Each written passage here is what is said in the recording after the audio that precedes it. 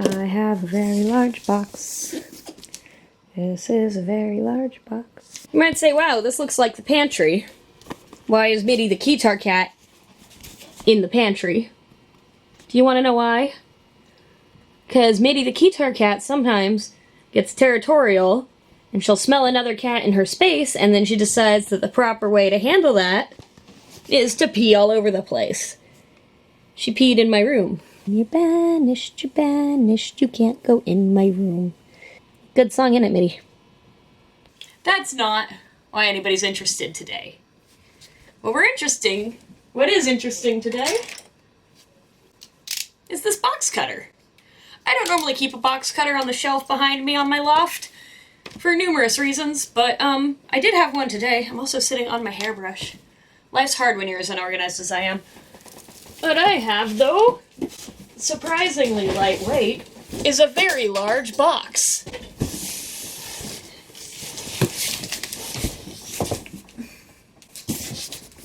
So where the fuck did that box cutter go? Shit. See, this is why you shouldn't show off the box cutter first.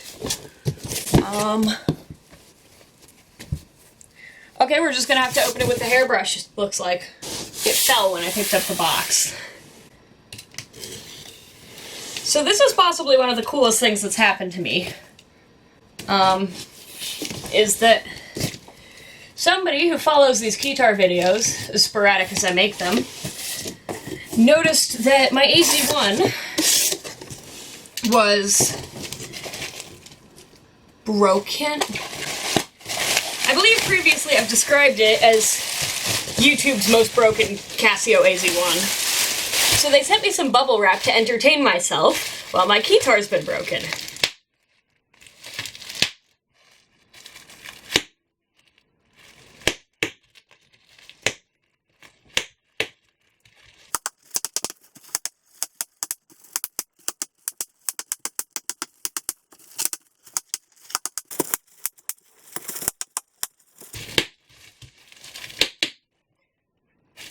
Oh wait, are we not here to watch me pop bubble wrap? That's the other channel, isn't it?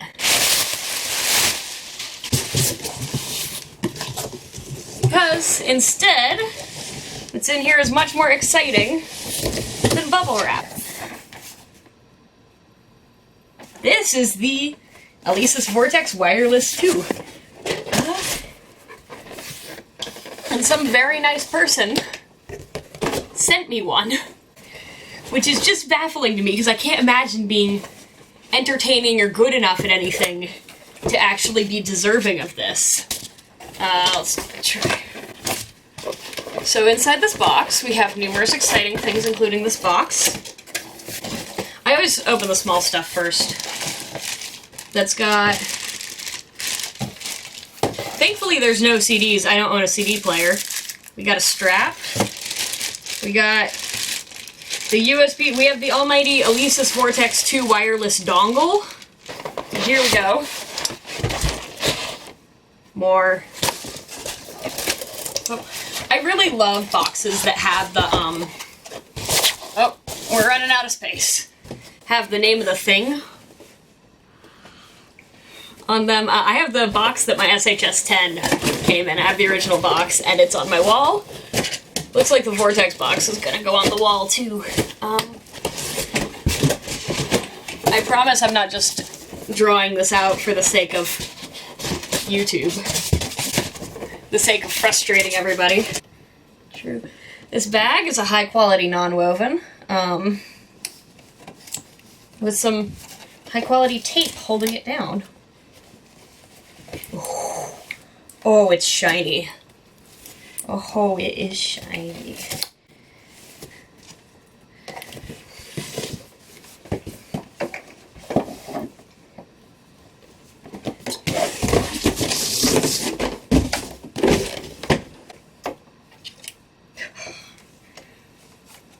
Oh, man.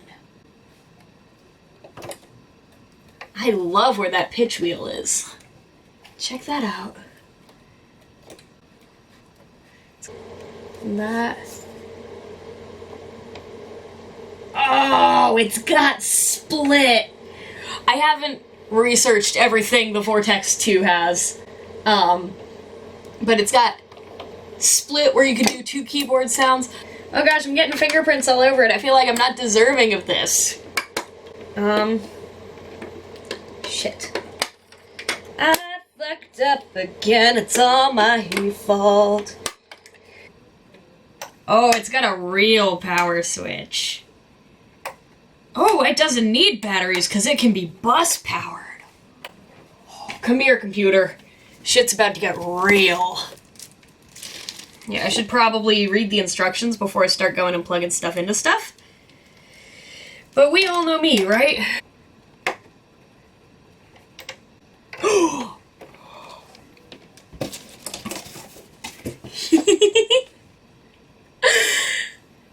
Oh my gosh, those are so smooth!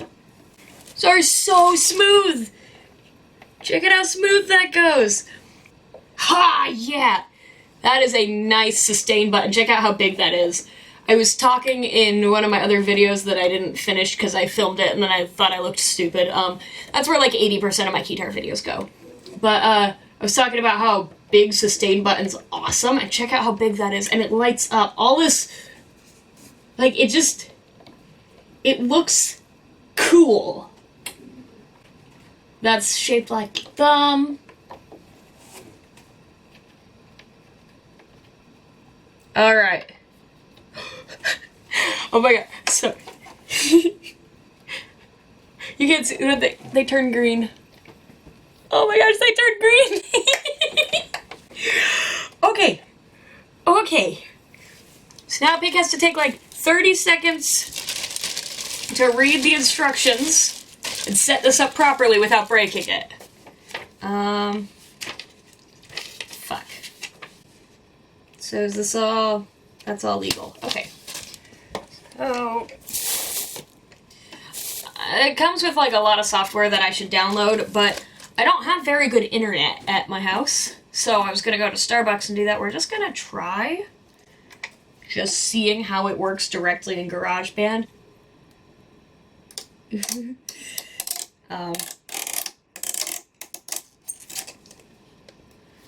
Garageband is what I have been doing almost all my MIDI stuff in just because it's convenient. Well, that's exciting. Those are really springy. So... oh. Okay. That's handy. One of the big problems I have with Garageband on my older Keytars is that it's really quiet and there's no good volume control, but...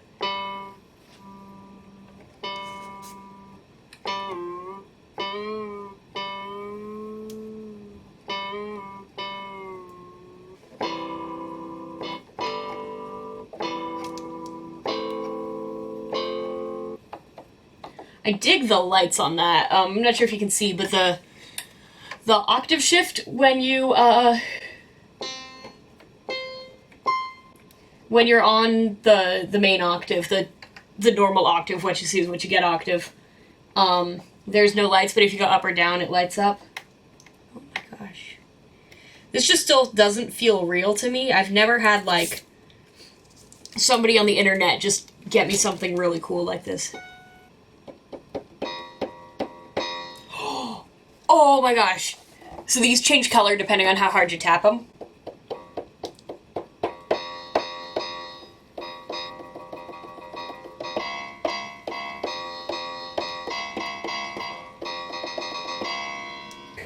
Now I just gotta find, like, every Keytar has to have that way that you play it while you're sitting in bed. This is probably not going to be the winning one.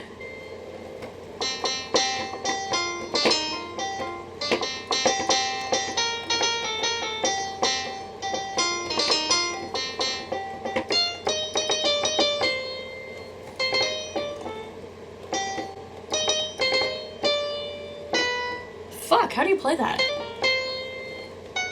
These keys are really springy. I'm not used to keys that are...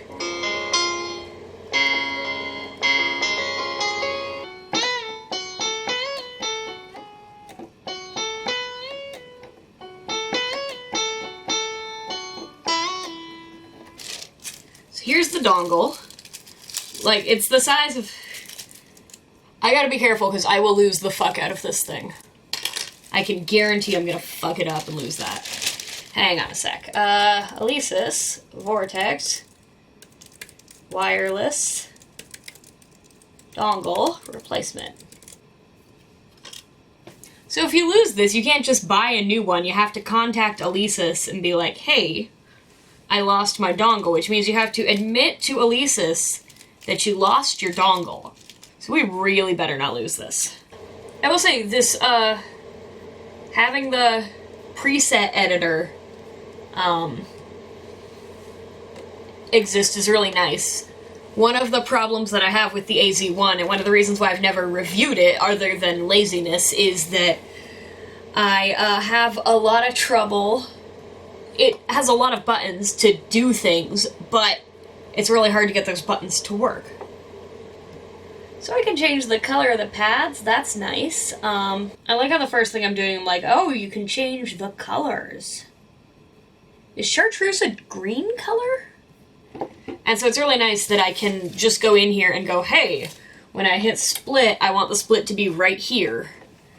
And stuff like that. So we're gonna go through the rest of the software. Charge the camera again, because I'm so good at this YouTube. I also have had my white balance set to the wrong setting for this whole thing, so I'll try to fix that in iMovie, but I don't know if I can. Oh, fuck! It's a fucking mess down here, guys. Alright, we've now reached the official stage of me just dicking around, and I gotta say a couple important things. First of all, I am 100% sold on wireless being superior to wired. You've never experienced freedom till you've got a wireless Keytar. Classic analog pad on Garageband. And they have this thing where to make things sound more like realistic, I guess. If you go too extreme, there are extremes built into the instruments. I haven't messed around enough with Ableton to know because it took me 3 days to download the 1 GB install file for Ableton Lite. Install file. I don't have real internet at my house, I just get it all through my phone. So that took a while. But now we can do this. We're on preset 1.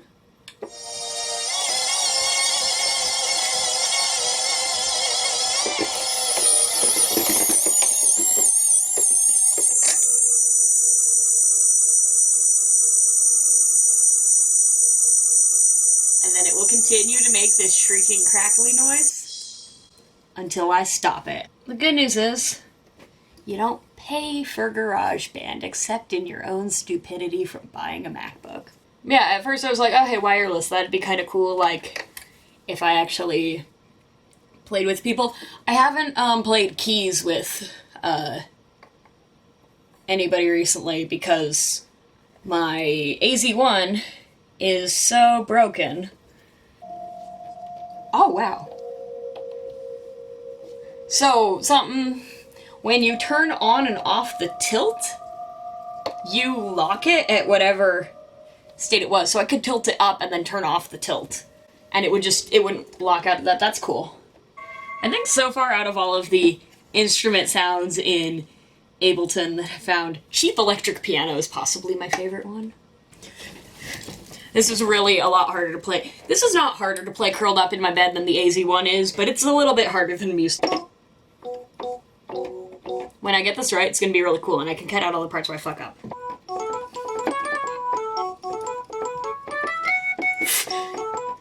And I haven't really gotten a chance to play with this too much, but I just wanted to share how completely incredible it is. Every time you guys come contact me on Twitter and you're like, hey, I was watching your YouTube, it just blows my mind. Like, that I did something like that. I don't think I've done anything particularly, like, important, but there's a lot of people who say that this vlog has been the thing that's got them to be interested in Keytar, and that's so cool. I mean, the major downside to this is that because there's no hook up here, I can't attach it to my wall of instruments. So yeah, you can see the AZ1 conveniently fits in a guitar holder, and the Alesis Vortex does not. So yeah, that's a little bit of a bummer, but obviously not enough to make it worth it. And since I'm very used to my little non-velocity sensitive keys here, where you have to hit the key all the way down to the bottom in order for it to even register, I can feel that I'm out of default, like, wailing on these things, and you don't need to because they're very sensitive.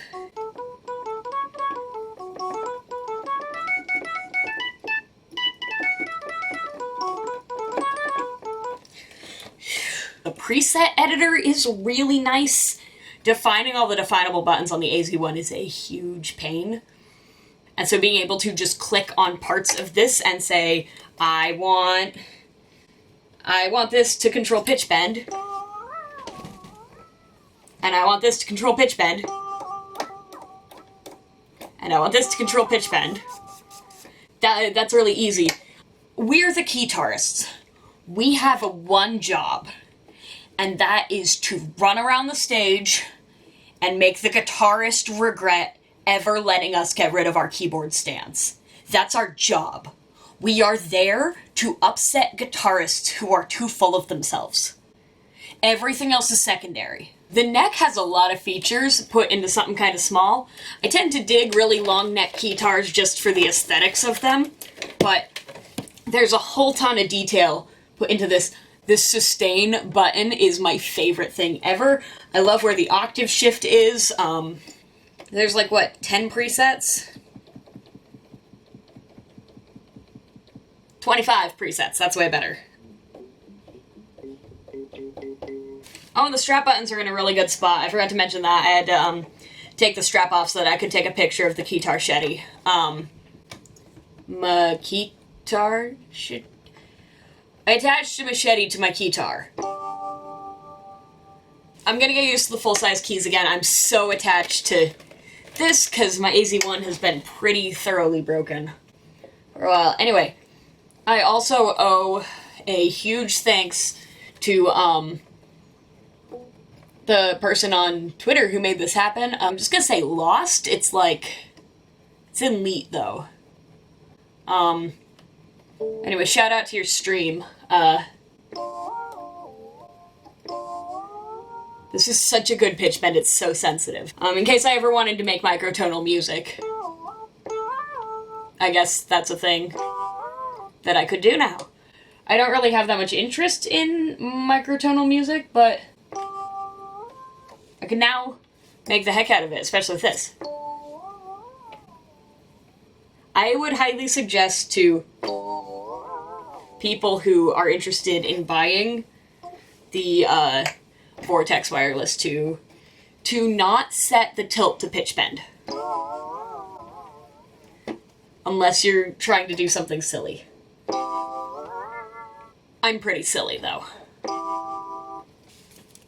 How do you set up a Patreon? Hang on.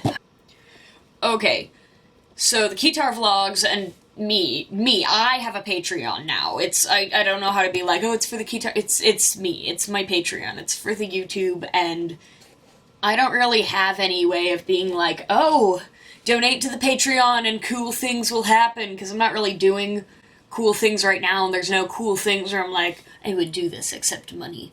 But somebody requested that I have a Patreon, and so this is so cool.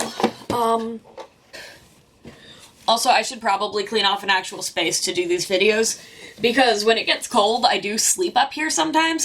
This isn't normally my bed, but when it's cold, I like sleeping up here. So sometimes it's weird. Sometimes I'm like, hello, gentlemen, welcome to my bedroom.